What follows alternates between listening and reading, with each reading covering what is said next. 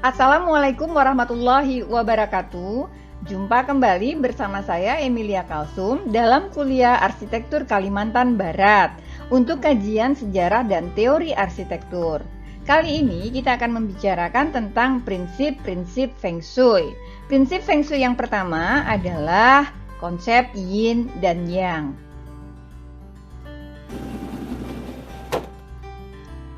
Telah dijelaskan sebelumnya bahwa Feng Shui berangkat atau berasal dari budaya dan aturan pada masyarakat Cina yang selanjutnya menjadi sendi dasar dalam kehidupan mereka. Selanjutnya, Feng Shui digunakan juga oleh mereka dalam merancang kota-kotanya, juga merancang arsitektur bangunannya, juga digunakan dalam kehidupannya mulai dari membangun rumah tangga hingga menguburkan keluarganya yang meninggal.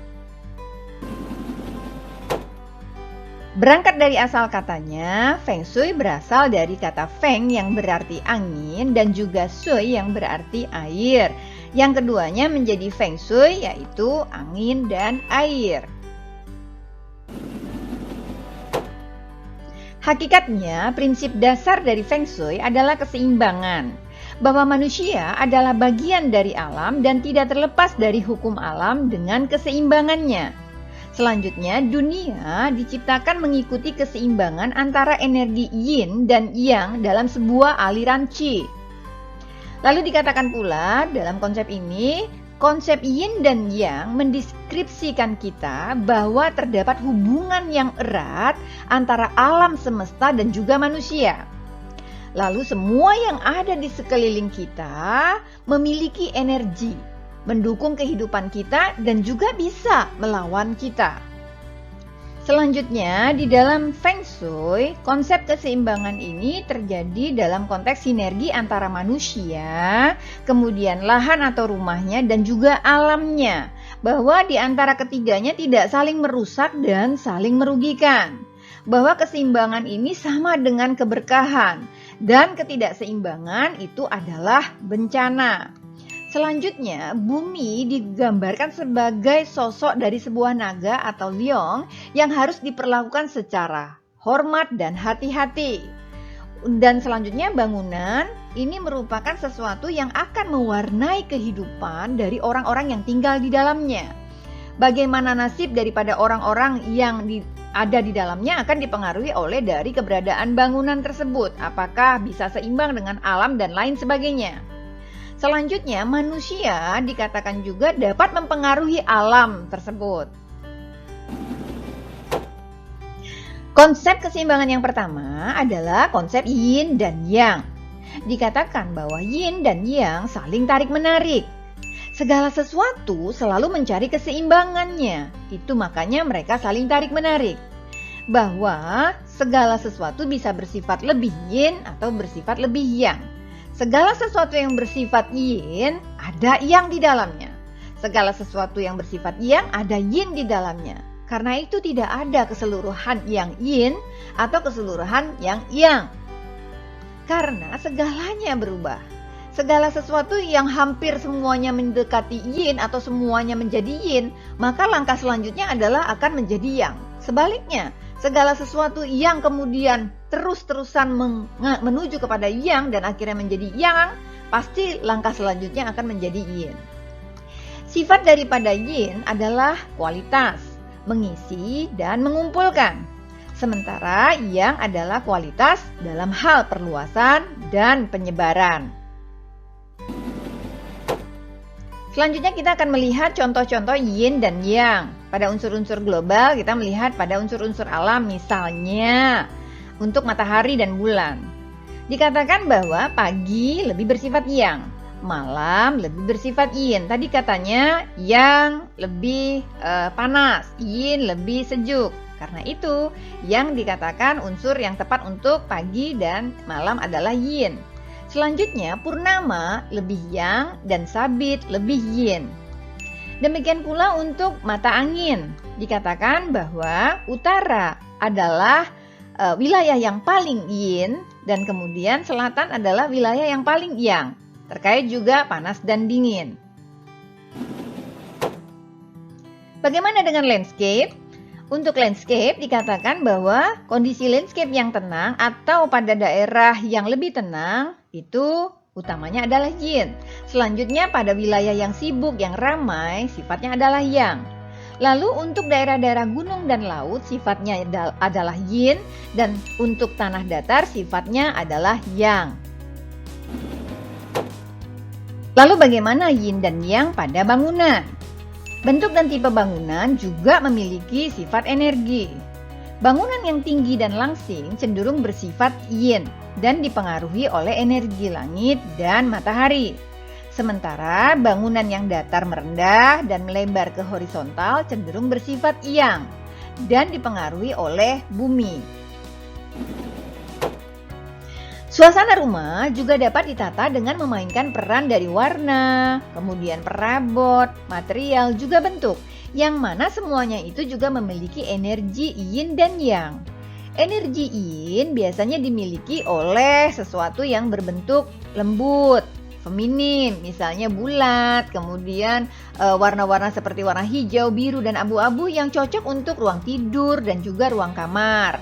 Sementara energi yang biasanya berada dalam sifat-sifat yang ekstrim, yang memiliki karakter yang lebih energik, ceria, misalnya warna-warna merah, kuning, orange, yang biasanya bisa digunakan untuk ruang makan, ruang tamu, dan ruang keluarga yang bisa memberikan semangat yang tinggi bagi orang-orang yang berada di dalamnya.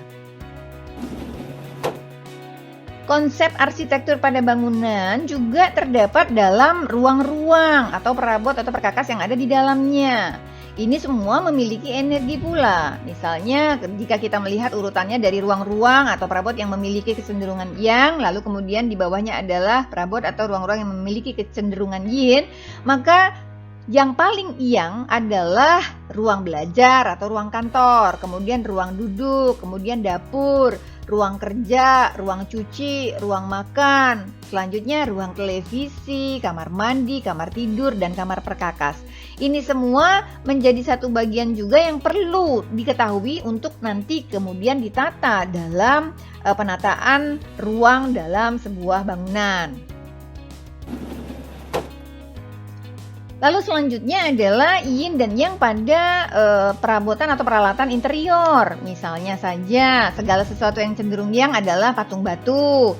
Menurun selanjutnya sampai yang kecenderungannya adalah yin adalah mulai dari patung batu, cermin, lukisan bergelajur, furniture dari baja, furniture dari kayu keras, kemudian dari kayu lunak, penyekat yang terbuat dari kertas, furniture yang dilapis oleh bahan-bahan yang lembut, tapestry, ya seperti misalnya horden-horden dan lain sebagainya, juga bantal-bantal besar itu termasuk yang bersifat yin.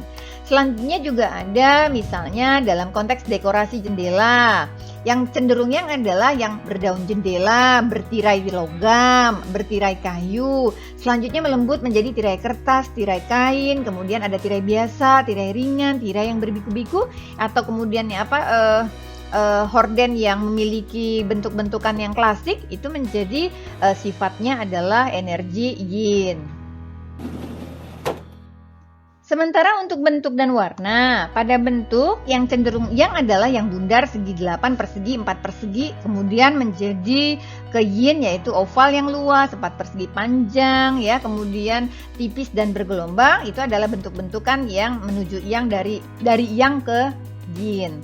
Sementara itu untuk warna dari yang menuju yin adalah merah, oranye, kuning, hijau, kemudian biru. Selanjutnya untuk bahan, mulai dari yang menuju yin adalah kaca, marmer, granit, kemudian ada batu yang dipoles, batu yang tidak dipoles, logam mengkilap, logam kusam, kayu yang dipoles, kayu yang alami. Selanjutnya ada kayu lunak yang dipoles, ada kayu lunak yang alami, anyaman, bahkan kain. Sementara itu yang lainnya adalah lantai atau bahan-bahan atau material untuk lantai, mulai dari marmer yang bersifat sangat yang, kemudian batu, kayu keras, kayu lembut, ubin, matras, permadani, karpet, dan seterusnya.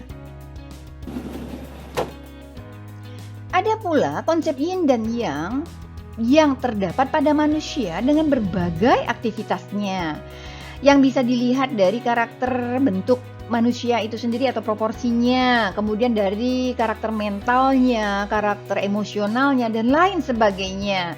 Juga termasuk di dalamnya hobi makannya, hobi kegiatannya, ya. Nah, ini semua dapat diidentifikasi dalam rangka untuk kemudian digunakan untuk kebutuhan kita menyusun tata ruang yang harus atau yang tepat untuk manusia yang berada di dalamnya tersebut. Sebagai contoh, misalnya kita akan melihat sebuah ruang atau membuat tata ruang atau interior dari sebuah ruang. Kita telah mengidentifikasi daripada ruang-ruang tersebut kegiatannya untuk apa. Misalnya kalau kita lihat ruang yang paling yin adalah ruang tidur. Jika kita akan mendesain sebuah ruang tidur, harusnya dukunglah kegiatan tidur tersebut dengan energinya. Misalnya jika tidur memiliki energi yang kuat berupa yin, maka berikan barang-barang atau material, perabot dan lain sebagainya terkait dengan unsur yin pula. Misalnya bantal-bantal, kemudian spray, kain-kain yang lembut, draperi dan lain sebagainya. Sebaliknya, jika kita ingin mendesain ruang yang lain, misalnya ruang bekerja, yang mana sifat dan karakter pekerjaan atau mungkin sifat bekerja itu adalah yang, maka berikan pula bentuk, unsur daripada material dan lain sebagainya yang sifatnya juga yang, sehingga mendukung mereka atau manusia yang berada di dalamnya untuk bekerja. Nah, demikian kita telah melihat atau mengenal konsep yin dan yang dalam prinsip-prinsip dari Feng Shui. Kita juga telah mencoba untuk melihat seperti apa contoh-contoh konsep yin dan yang tersebut pada bangunan, pada material, pada alam dan lain sebagainya. Bagaimana kemudian prinsip-prinsip yang lain tentang Feng Shui ini? Saksikan terus video-video selanjutnya. Assalamualaikum warahmatullahi wabarakatuh.